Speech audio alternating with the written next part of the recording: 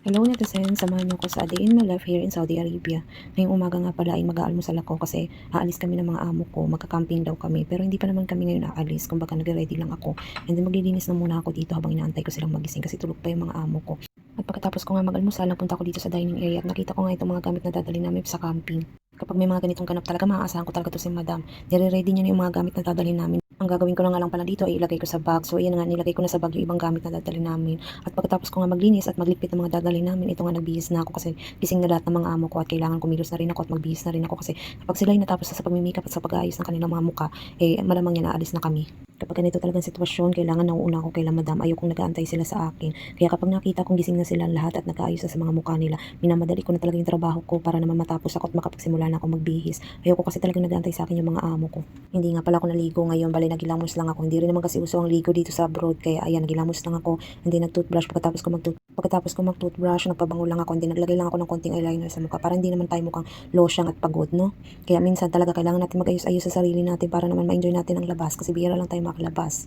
Lima nga palang suot kong damit dyan kasi sabi ni madam magsuot daw ako ng panlamig na damit. Nilabahan ko yung panglamig ko na damit kaya ayan, naglimang damit na lang ako para naman di taplan ng lamig sa labas.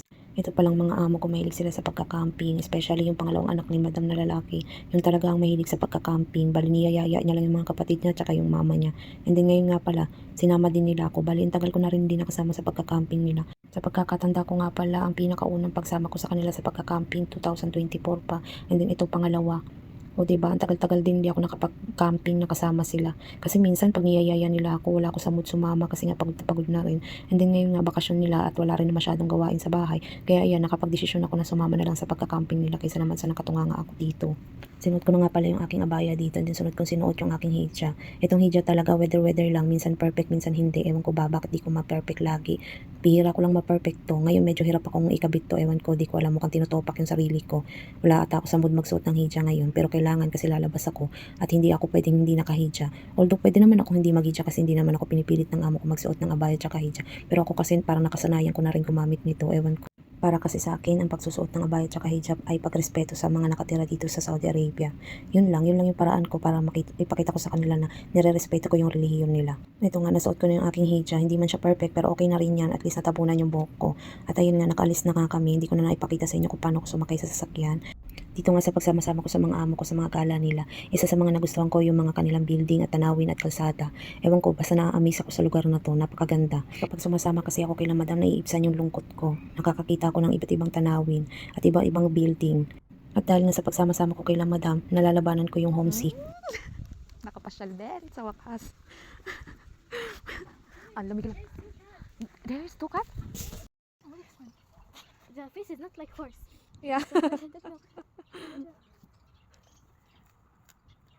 At dito nga sa pinagcampingan namin, merong carnival area dito. At sabi nga nung nagbabantay, pwede daw kami mamasyal. Kaya ayan, namasyal kami ng alaga ko, naglakad-lakad kami at baka meron pa kami makitang magandang tanawin. May nakita nga kami ditong lugar na pwedeng pagtambayan at medyo maganda siya, tahimik at hindi ganun karami ng tao.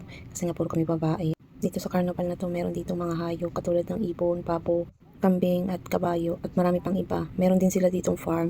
Marami doong kamatis, mais, at kung ano-ano pa. May kusa din at parsley.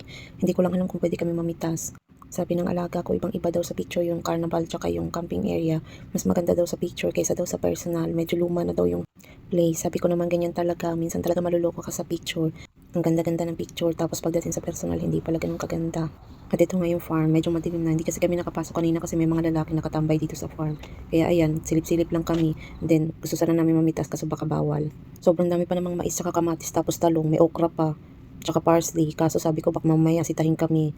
Di kasi namin alam kung pwede mamitas o hindi. Sabi naman ng amo ko kasama daw to sa binayaran namin ang mamasyal sa farm. Hindi ko na nga pala pinakita sa inyo yung camping area namin kasi nandun sila madam nakatambay sa labas. At pagkatapos na namin magtambay-tambay dun sa camping area, medyo nakaramdam na kami ng sobrang lamig kaya sabi ng amo ko uwi na tayo. Na-stress din naman ng umaga kaya ayun, nakapag-desisyon na si madam na uuwi na lang kami. At ito nga nadaanan nga namin itong ginagawang magagandang building, ang lalaki. Hanggang ngayon na-amaze talaga ako sa lugar na to. Napakaganda, napakalawak ng lugar na to. Hindi ko akalain na makakarating ako dito kasi karamihan sa mga tao sa Pinas natatakot sa lugar na to, sa bansang to. Pag sinabing Saudi, natatakot na agad sila. Ewan ko kung bakit, siguro dahil merong bad history ang Saudi Arabia pagdating sa pakikisama sa mga Pinoy. Pero ganun pa man, basta na-enjoy ko yung pag-upload ko dito sa Saudi Arabia. Bukod sa mabait yung mga amo ko, napakaganda pa ng lugar. At hindi talaga ako nagsisisi na pumunta ako dito. Blessing talaga sa akin na papunta dito sa Saudi Arabia. Dito ko naranasan at dito ko nakita kung ano ko at kung sino ako. Ito nga palang building, napakaganda, kakaiba ang artwork na to. Sobrang ganda, mabibilib ka. O siya, hanggang dito na lang. Maraming salamat.